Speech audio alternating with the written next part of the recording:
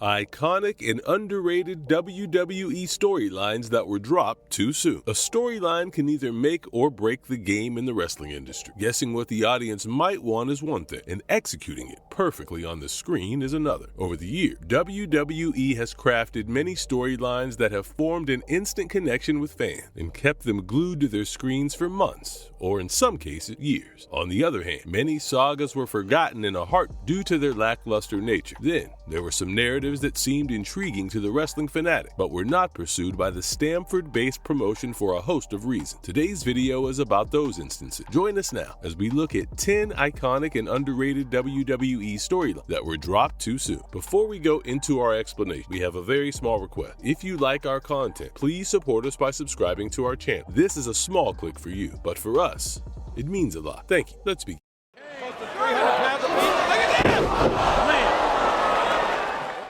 Kane vs. Kane. Although WWE had already tried and miserably failed at the Imposter Undertaker feud in the 90s, the promotion decided to go ahead with a similar storyline. Taker's kayfabe half-brother Kane in the mid-2000s. A masked, imposter version of the 300-pound wrestler began to torment the Big Red Machine in 2006, leading to a showdown between both in that year's Vengeance PPV. To the shock of many, fake Kane dominated the original one, picked up the win with relative ease. That must mean just one thing, right? The continuance of the storyline for some more weeks or months. While conventional wisdom dictated such a move, WWE's creative team, led by Vince McMahon, had different ideas. The very next night on Raw, Kane beat up his imposter to a pulp throughout the arena and finally threw him out of the building, bringing an abrupt close to a feud many wrestling faithful thought was just starting. In reality, a minuscule detail was the final nail in the coffin of the unusual rivalry. Glenn Jacobs, the man behind the iconic Kane character,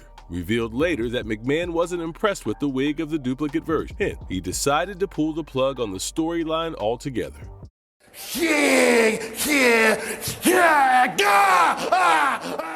The return of the heel, Shawn Michaels. It's no secret that Shawn Michaels did some of the best work of his career as a despicable heel in the 1990s. As entertaining as this version of the legendary wrestler was, he pissed off both the fans and his peers alike with his outrageous antics. Michaels' 1998 back-end not only put him on the shelf for 4 years, but also brought him close to God in real life. Hence, when he finally returned to the squared circle in 2002, gone were the shenanigans and mocking of his opponent, as he was more grounded than ever, a perfect babyface, so to speak. Fans thought they had seen the last of the Heartbreak Kid as a villainous character. However, Michaels' 2005 rivalry against the immortal Hulk Hogan saw the resurgence of his negative shade persona. Who could forget him impersonating Hogan in the Larry King parody or mocking the Montreal Screwjob during the build-up to his SummerSlam match against Hulkster? This really felt like the start of something that would go on beyond the biggest party of the summer. But after Hogan defeated Michaels at the event, he reverted to his old babyface self. This meant that his latest heel turn lasted for mere weeks.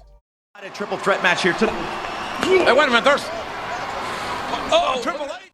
Who ran over Stone Cold? WWE found a masterful way to write Stone Cold Steve Austin off from its programming by having him run over by a speeding car. When Austin returned after almost a year of absence from the screen owing to a neck issue, he immediately embarked on a search for the man behind the wheels that caused the kayfabe collision. This led to an intriguing story as the Texas Rattlesnake went through various suspects that might have run him over. The fans were also fully invested in the saga, as they waited with bated breaths for a massive payoff. However, all of their enthusiasm was sucked right out after discovering the assailant behind the act. When Mick Foley revealed that it was Rikishi who was behind the attack, all the interest in the enticing angle died down quite fast. Apart from the fact that Rikishi was an underwhelming choice, the reason given by the Anoa'i family member made no logic whatsoever. He explained that he hit Austin with the speeding car for the sake of The Rock.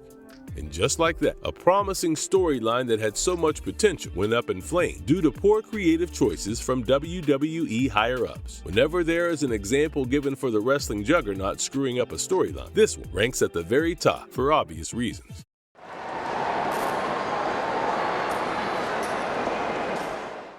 The death of Vince McMahon. Although the dropping of this particular storyline was forced, it still warrants a mention on this list. The year was 2007. And the show was Monday Night Raw. Just before the longest-running weekly episodic show on TV went off air, then Chairman Vince McMahon sat in his limousine and it exploded, seemingly killing the company's supremo.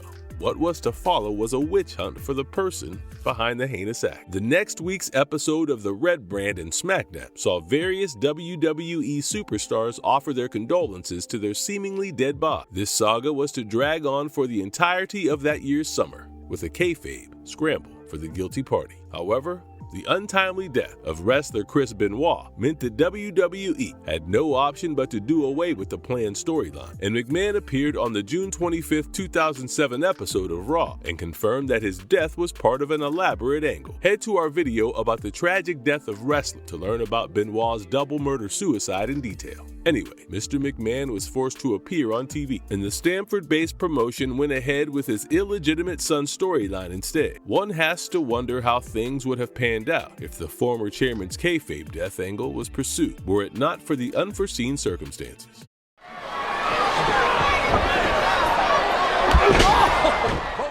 Jeff Hardy as the WWE Champion. The popularity of Jeff Hardy in 2008 knew no bounds, as he was super over with the fans. It felt like a matter of time before the high flyer reached the company's pinnacle. After some close shave, the 2008 Armageddon PPV became the night when Hardy finally became the WWE Champion, outlasting Triple H and Edge in a triple threat match. It was the right move by the global wrestling phenomenon, as the rest of its top guys in the ilk of John Cena and Triple H regularly had their moment in the sun. The stage was set for a new guy to take over the mantle, and the charismatic Enigma seemed to fit the bill perfectly. It seemed like the Daredevil wrestler would be at the top of the mountain for a long time. However, in a shocking turn of events, Hardy lost his WWE title the next month in the Royal Rumble PPV to Edge. Unlike the Hardy Boys member, the Rated R superstar had already tasted success at the top level, and the company could have delayed his crowning moment for at least the next PPV. Hardy's loss was even more heartbreaking because this was his only reign as the WWE champion, and he could never recreate his magic to reach the absolute top again. Damn King of Hell Kane! What the hell? What the hell is... The unmasking of Kane. When you have a masked wrestler as an essential part of your roster for 6 years, shouldn't the unmasking of such a performer be a part of a long-drawn storyline? Well, WWE was in no mood to devote any more time than they did to entirely changing the persona of one of its top guys. Yes, we are talking about the Kane character losing his mask in a stipulation match that dictated the super heavyweight wrestler to let go of his iconic face covering in the event of a loss to then World Heavyweight Champion Triple H. And guess what? The game got the W in the encounter. While the idea from the Stamford-based promotion to mark a change in the character of the Big Red Machine was a breath of fresh air. However, the way in which things were handled left a sour taste in the mouths of the audience. Firstly, unmasking of Kane shouldn't have been an occurrence on a regular TV show, but rather it should have been reserved for a PPV. Granted, it took place in the iconic Madison Square Garden, but still, a special event would have been the right place for the unmasking. Secondly, the saga should have been a slow burner rather than things unfolding so quickly that it was hard for the viewers to keep up with the pace. The only positive thing that came out of this instance was that the demonic character became even more menacing than before. The Black Heart. Every wrestling fan is well versed with the infamous Montreal Screwjob incident that saw Bret the Hitman Hart being royally screwed by WWE in favor of Shawn Michaels. However, many wouldn't remember that the company ran a brief feud which saw Bret's real-life brother Owen Hart pitted against the Heartbreak Kid. The younger Hart returned at the 1997 D-Generation X In Your House PPV as the Black Heart and attacked Michael. This was a perfect way to play out the storyline wherein the younger sibling would look to avenge his older brother against the people responsible for his unceremonious exit. And when the wrestling juggernaut booked Hart against Michaels for the last Raw show of the year, it felt the two would be embarking on a long battle. Although the Canadian won the said encounter via disqualification, the champion's advantage meant Michaels retained his WWE title. The audience, who thought this to be only the first of many clashes between the two, were in for a shock as Owen straightaway entered a feud with Triple H for the European Championship, fizzling the promising Blackheart storyline within weeks. It was a truly disappointing end to a potentially gripping rivalry. And here we go, Cena going for the attitude adjustment. This time it's Punk with a counter. And CM Punk leaves the company with the WWE title. 2011 saw a WWE storyline that completely blurred the line between kayfabe and reality, wherein CM Punk, whose contract with the company was coming to an end, was scheduled to face the WWE champion at the time, John Cena, at the Money in the Bank PPV. Fans had only one question in the weeks building up to the event. What if Punk wins and leaves the promotion with its top title? It turns out the Second City Saint did just that. He won the masterclass of a main event and went AWOL with the WWE strap. In reality, Punk had signed a new contract on the very night, but for the world, he was split from the global wrestling phenomenon. But what killed the buzz was that the Chicago native returned to WWE after just 8 days of seemingly running away with the company's flagship championship in his grasp. The company had an excellent opportunity to make the saga much more intriguing by having Punk appear with a belt in a different promotion, or at a random public forum, or at least keep him off screen for a few more weeks to increase the unpredictability. Instead, the company instantly brought him back, and he confronted the other newly crowned WWE champion, John Cena. Have all the gold, but by God, The two-man power trip. How about a tag team featuring the all-time great Stone Cold Steve Austin and legendary Triple H?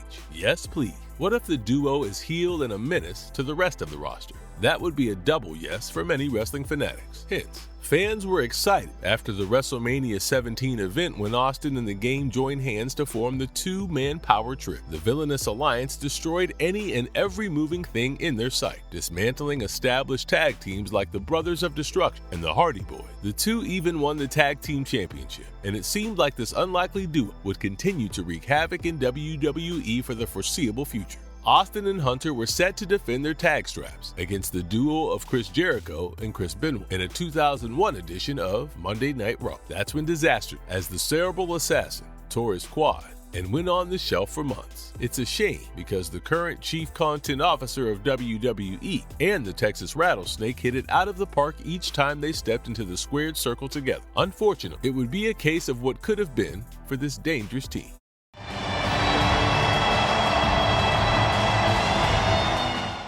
Hollywood Rock. The Rock's transition to Hollywood in 2001 meant he would stay away from WWE programming for a considerable time, leaving a big void in the company. The Great One did return to his original employers in 2003 under the Hollywood Rock persona, which is one of his most successful gimmicks ever. The already smug Anawahi family would be even more cocky after dazzling the world of movies and mocked his peers for their failure to even come close to him in terms of aura. A large part of the Hollywood persona saw the 10-time world champion putting over other talent, from the Hurricane to WCW legend Bill Goldberg. However, it was this acclaimed run in which The Rock finally defeated Stone Cold Steve Austin in a WrestleMania match. The only complaint, this stint ended far too early for the fans' liking, as the Brahma Bull had to return to his new profession soon after. While his final boss persona is a thing of beauty, the Black Adam actor's heel Hollywood character was equally good and left a lasting impression on the audience. Marvelous verdict. Most WWE storylines are indeed a myth, and only a few become a massive hit with the fan, while the onus lies with the performers for failing to entice the fans in some cases. Sometimes the creative think tank lets a narrative down. The failure to give a particular saga ample time to bloom is another reason why some of these themes fall flat on their face. A lot of the storylines mentioned on this list had the potential to become one of the best to ever come out of the Stanford-based promotion. However, for one reason or another, the company was forced to drop them too soon. And if you liked our content, don't forget to leave a like and subscribe to us if you haven't already. Have a good one and be safe. Thanks, everyone.